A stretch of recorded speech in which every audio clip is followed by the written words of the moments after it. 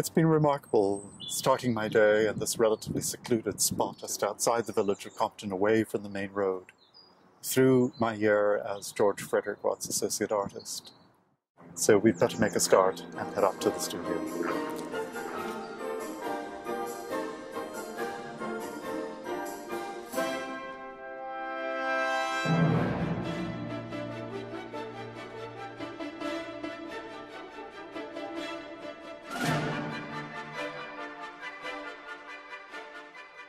So here we are, just a short walk up the hill, and it's a very windy day suddenly, so let's go inside.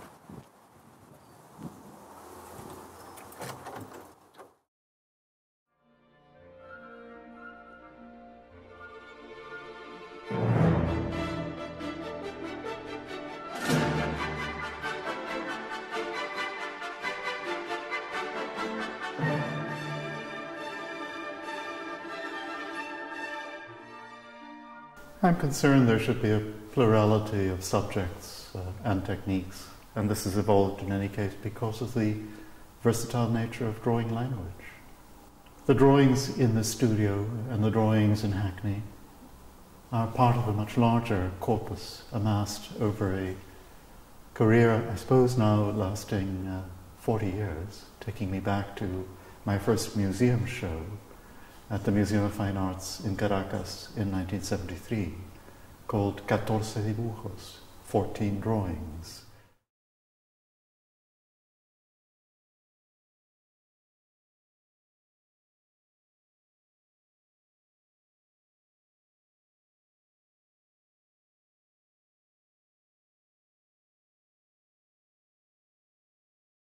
So clearly this highlighting of drawings even then was very much of the essence.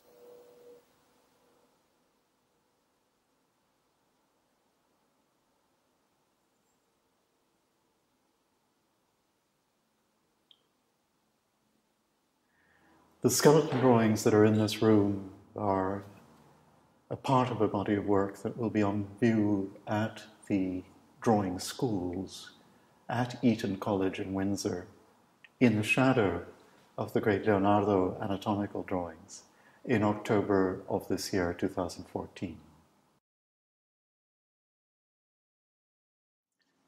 Actually, the decision to draw from observation came relatively late for me. Perhaps it began in 1980.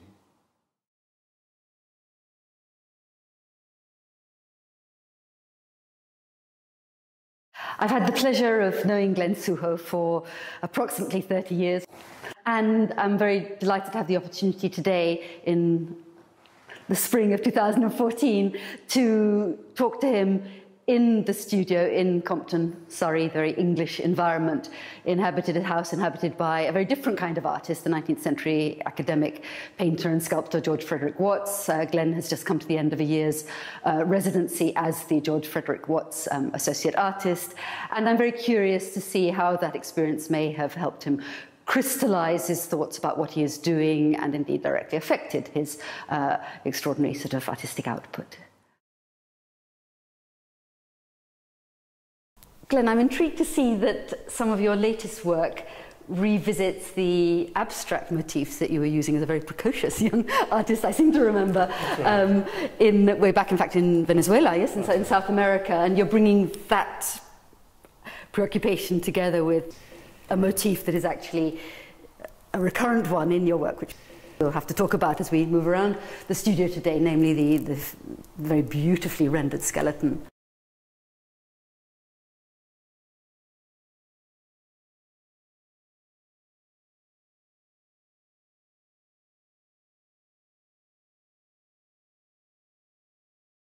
That's it. So remember that I am from that generation that had to deal precisely with this dichotomy, this encounter of abstraction and figuration.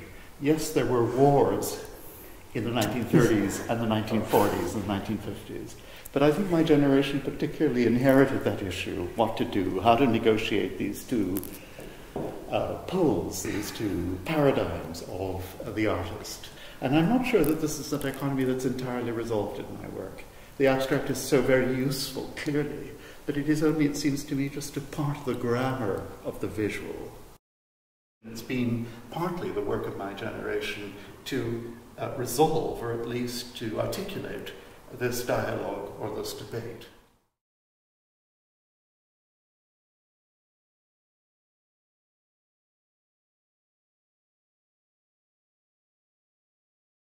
My whole teaching career has been an act of repair, because my time at the Slate was, I have to say it, almost miserable, really. There was very little in the way of intellectual input. There was really very little learning done. It was the art historians across the yard at UCL that really saved my life. And so there was a struggle between the system artists who were using systemic forms, like Malcolm Hughes and Testjari and so on the one hand, and on the other, upstairs, all the Euston Road painters, Ewan Huglow, Patrick George, and so forth. As you know, in my teaching, I'm constantly riding against all those orthodoxies. It's all about dismantling the language, rebuilding, understanding the syntax, and the versatility of drawing language as a whole. Here you are in the house, in the studio of an artist who was many things, but certainly somebody who was part of an academic, time-honoured tradition to which you, in some ways, pay homage. Well, of course, as someone who has made a point of campaigning for drawing for the last 30 years and almost exclusively drawn for that period of time, I'm interested in the megavisual tradition. I'm interested in all aspects of things. I am interested in the academics, certainly, and those skills.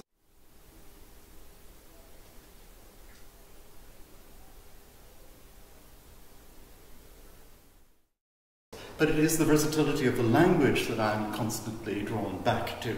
That is the possibility of taking on the syntax of Paul Klee in the background of these works.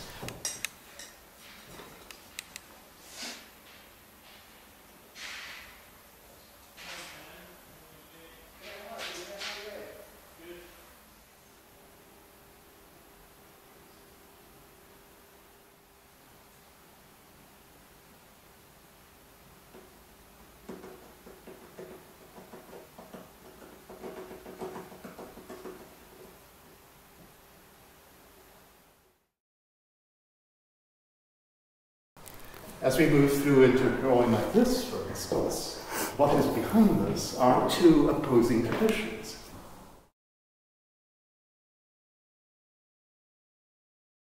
Poleruolo's Battle of Technic and then on one hand, is not simply the values of Renaissance culture, tonal structure, drawing from the skeleton, Alberti and all of that, but in terms of a graphic accomplishment of an image, it is the extraordinary skill of the Japanese woodcut illustrators, of the ukiyo-e, really, who incidentally use the skeleton also, and the animal skeleton is a presence there. But it is the sequencing, the use of intervals, and all that is there in the great Japanese masters. As you know, in my teaching, I'm constantly riding against all those orthodoxies. It's all about dismantling the language, rebuilding, understanding the syntax, and the versatility of drawing language as a whole. Lincoln here is also, of course, not just the idealized historical legend, but is also the absent father, and incidentally, the highly idealized absent father. My very first experience of art was awe and fear as a small child. But something else is going on here clearly. The reference to Shema Yisrael, Adonai Eloheinu, Adonai Echad, which is the central prayer of Jews, very much at the core of the liturgy, is there, and references to the auditory, to ears, so that there are lots of ears and listening going on. The point is, listen, O Israel. And Aviva Gottlieb incidentally refers to the Book of Exodus very much as an internal journey of hearing, whereas Genesis is much more one of spectacle and therefore the visual. But she talks about the narcissism of the visual as opposed to the internal experience of hearing and listening.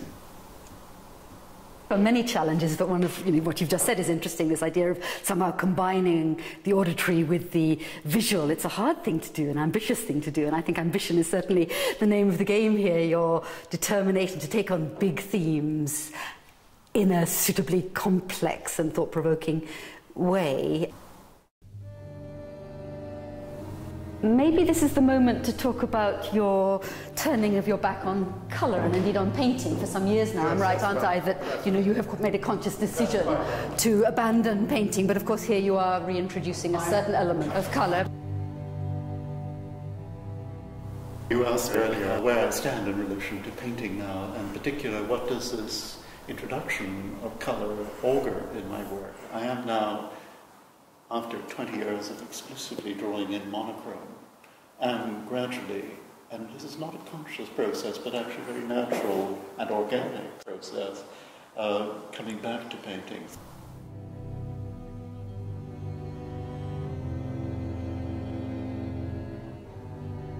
Maybe it's time to talk about this body of work, namely the series you've entitled generically, I think, Ghetto. Tell us about the genesis, the progress, the problems that accompany this endeavour.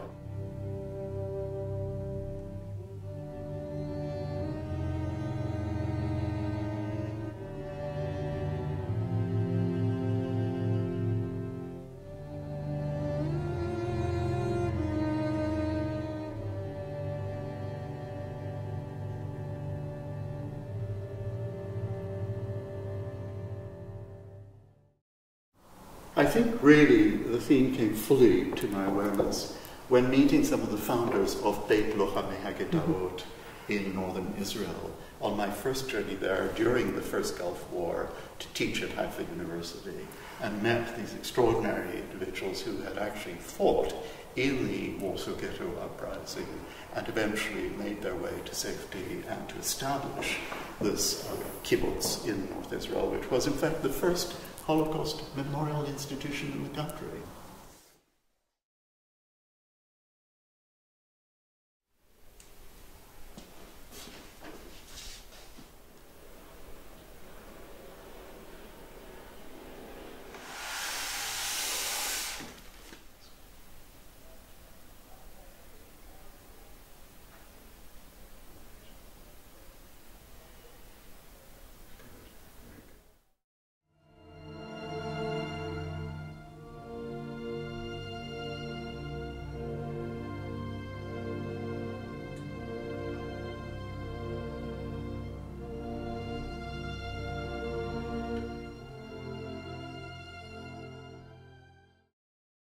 Another interesting relationship, I think, in your work that has struck me for a long time now is that between, on the one hand, a very sophisticated intellectual probing quality, bringing together all these disparate ideas and traditions, but then also a tremendous preoccupation with the sensuous, the physicality of the act of making an image, which provides for, I think, quite interesting tensions.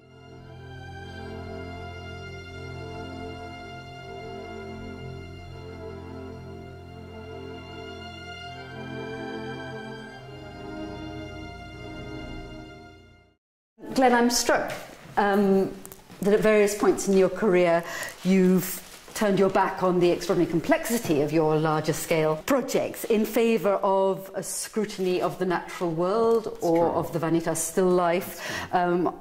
This body of work, actually, the drawings called Collectively Germinations, I find very poignant, precisely in its sort of intimate scrutiny of small details of that world, in a poignant contrast to the rest of your work. They have a sort of a physiological quality as much as a scrutiny of the botanical.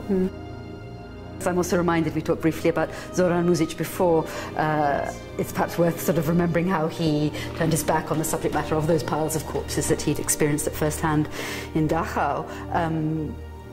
But then came in the late 60s to realise that the roots, the tree roots, the landscapes that he was focusing on were actually a kind of displaced way of dealing with those piles of corpses. So I think there's certain resonances there, aren't there? Yes, indeed, indeed.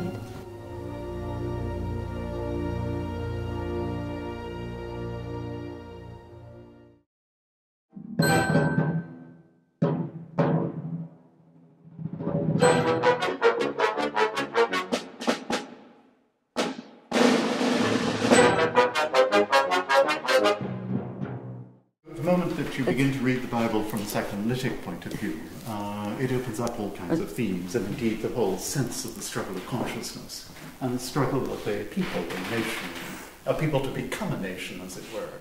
This is what really fires up this drawing.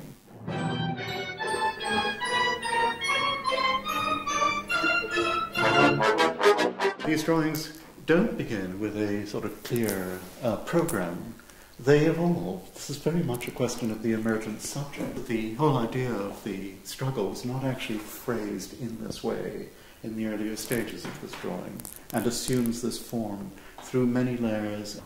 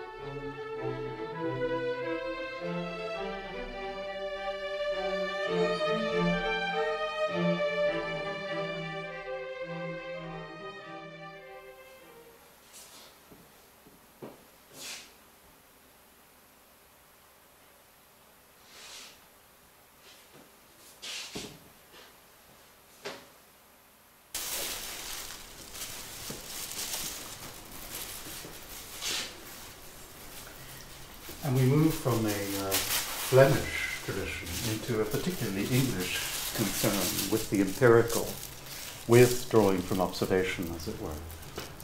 As you see, again, the forms become almost evanescent or diaphanous. Yes. Since the skeleton seems to be placed against a window, an open window. So that the skeleton itself dissolves in light. Absolutely. So it's an interesting notion because, of course, where the flesh dissolves, and there is this sense that the skeleton is always that which survives.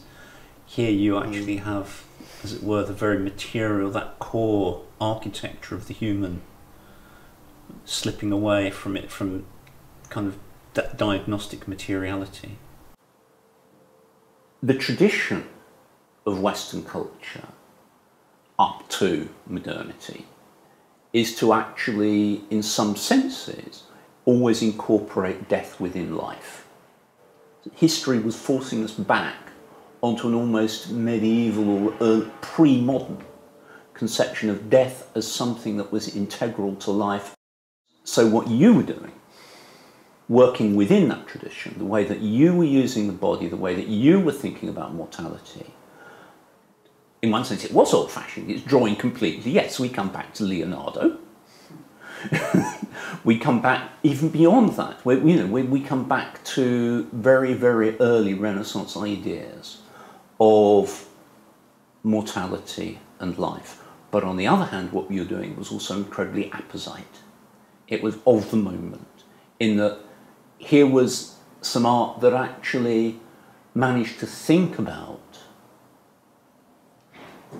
mortality and the body and life in a way that most contemporary art wasn't. Actually, what you were doing, coming from this much more, quote, conservative, much more kind of traditional practice, was absolutely what was needed at that point. In the sense of recognising that the two are completely bound up in each other, and it's not that there is some notion of like, oh, there's life and then there's death. Actually, the two go hand in hand.